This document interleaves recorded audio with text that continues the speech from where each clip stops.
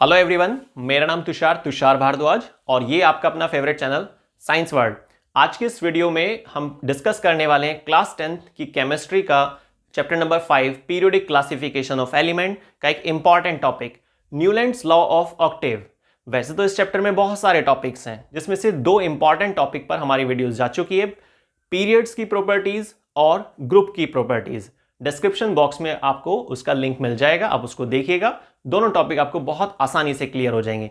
लेकिन आज के इस वीडियो में हम ये समझेंगे कि न्यूलैंड जो हमारे एक महान साइंटिस्ट थे, उन्होंने क्या स्टेटमेंट दी, स्टेटमेंट में क्या कहा पीरियोडिक क्लासिफिकेशन ऑफ एलिमेंट्स को लेकर, और कितने एलिमेंट उन्होंने अरेंज किए, अरेंज करने का तरीका क्या था, और उनकी जो स्टेटमेंट थी वहां पर जो हेडिंग दिया जाता है न्यूलैंड्स लॉ ऑफ ऑक्टेव, तो यहां पर ऑक्टेव का क्या मतलब है, और साथ ही कुछ लिमिटेशंस भी हम डिस्कस करेंगे कि न्यूलैंड जो साइंटिस्ट थे उनकी क्या लिमिटेशन रही। तो चलिए स्टार्ट करते हैं आज के वीडियो को।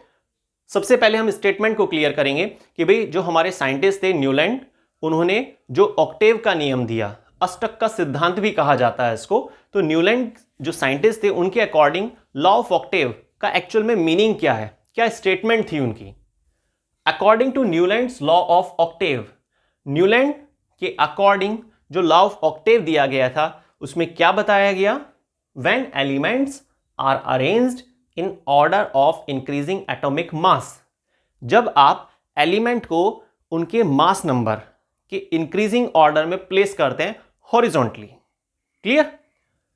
प्रॉपर्टीज ऑफ एट्थ एलिमेंट, हर आठवें एलिमेंट की property are a repetition of property of first element.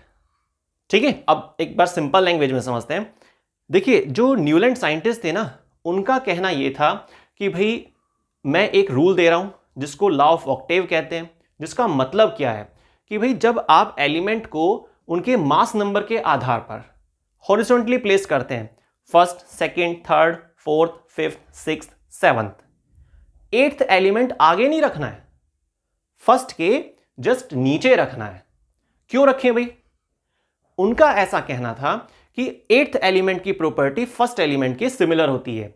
जो नाइन्थ एलिमेंट होगा उसकी प्रॉपर्टी सेकंड के सिमिलर होगी, तो उसको सेकंड के नीचे रखना है। तो इस तरीके से उन्होंने अपनी एक पीरियोडिक टेबल तैयार की और टोटल 56 एलिमेंट को अरेंज करने की कोशिश भी की।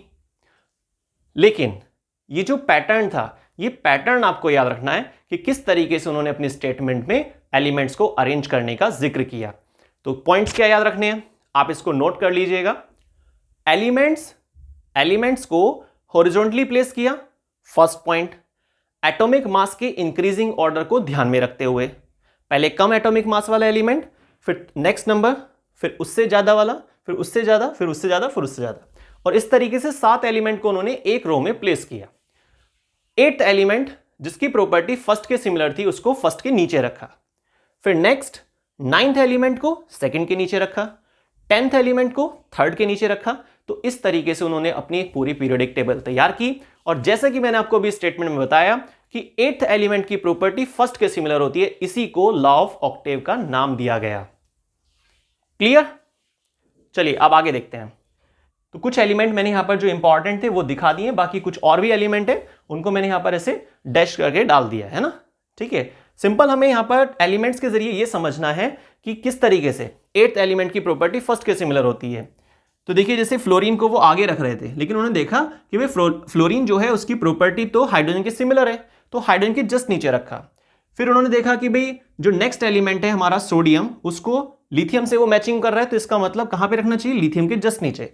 तो 1 2 3 4 5 6 7, तो एट्थ एलिमेंट की प्रॉपर्टी फर्स्ट के सिमिलर होती है, इसलिए हम उसको फर्स्ट के नीचे ही प्लेस करेंगे। तो इस तरीके से रोज यहां पर तैयार होती चली गई। और टोटल कितने एलिमेंट को उन्होंने अरेंज किया, 56 एलिमेंट को। तो ये तो आपने क्लियर कर लिया होगा, ये तो आप समझ गए होंगे कि भाई न्यूलैंड जो साइंटिस्ट थे उनकी स्टेटमेंट क्या थी, और उन्होंने जो हेडिंग डाला हुआ था, अपनी स्टेटमेंट का एक टाइटल बनाया हुआ था लॉ ऑफ ऑक्टेव, उसका मतलब क्या है, अष्टक का सिद्धांत। इसको आप सारे गामा पाधा निसा इस तरीके से भी समझ सकते हैं। ठीक है, 7 सुर वगैरह होते हैं ना, उसके अकॉर्डिंग। ठीक है, वहां पर भी रिपीटेशन होता है, सेम चीज। नेक्स्ट, ये 3 पॉइंट्स क्या हैं? मेन पॉइंट्स है ना, ये लिमिटेशंस हैं। क्या है ये लिमिटेशन लॉ ऑफ ऑक्टेव की, कि भाई कुछ गलतियां हुई, कुछ वहां पर डिस्टर्बेंस देखा गया जो न्यूलैंड साइंटिस्ट के जरिए स्टेटमेंट थी, या जो उन्होंने एलिमेंट्स को अरेंज करके एक छोटी सी पीरियोडिक टेबल बनाने की कोशिश की। ठीक है, प्लस पॉइंट तो देखिए यही है कि भाई जो एलिमेंट्स हैं उनका नंबरिंग 56 था, कोई आसान बात नहीं है। लेकिन क्या कुछ लिमिटेशन जो थी वो क्या थी, एग्जाम्स में बहुत पूछी जाती है ना, याद रखिएगा आप इसको। Number first, Newland assume that only 56 element exist in nature. प्रकृति में सिर्फ 56 एलिमेंट ही एग्जिस्ट करते हैं, ऐसा बताया गया न्यूलैंड साइंटिस्ट के द्वारा। लेकिन सोचिए, क्या सिर्फ 56 एलिमेंट होते हैं?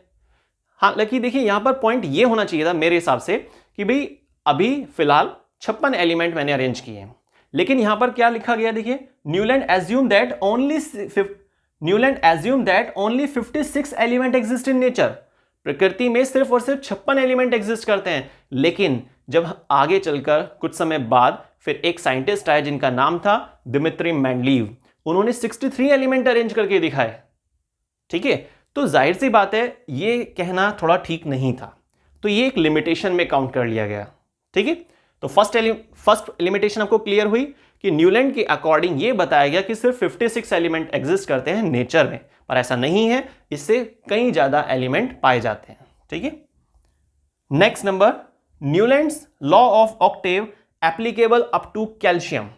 जो न्यूलैंड का नियम था लॉ ऑफ ऑक्टेव कि भाई हर 8th एलिमेंट की प्रॉपर्टी फर्स्ट के सिमिलर होती है। ठीक है, और एलिमेंट को उन्होंने अरेंज करने में इस ट्रिक का इस्तेमाल भी किया था। ठीक, लेकिन ये जो प्रोसेस था, तो जो 56 एलिमेंट थे उन सब पर लागू होना चाहिए ना, पर ऐसा नहीं हो पाया। उनकी जो द्वारा एलिमेंट अरेंज किए गए थे उसमें कैल्शियम तक ही ये रूल अप्लाई हो पाया। भाई जो रूल किसी साइंटिस्ट ने डिजाइन किया है, लॉ ऑफ ऑक्टेव कहा जा रहा है जिसको, एक स्टेटमेंट भी तैयार की गई, तो वो रूल उस साइंटिस्ट के द्वारा जितने एलिमेंट थे उन पर ही अप्लाई नहीं हो पाया, सिर्फ कैल्शियम तक। ठीक है, तो हर 8th एलिमेंट की प्रॉपर्टी फर्स्ट के सिमिलर होती है। ये जो रूल है, ये जो लॉ ऑफ ऑक्टेव का नियम है, ये सिर्फ और सिर्फ कैल्शियम तक ही लागू रहा, कैल्शियम के आगे ये रूल फिट नहीं हो पाया। Clear?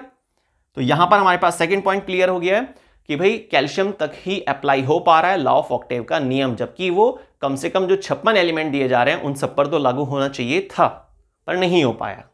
Next, Newland put even 2 elements in a single slot.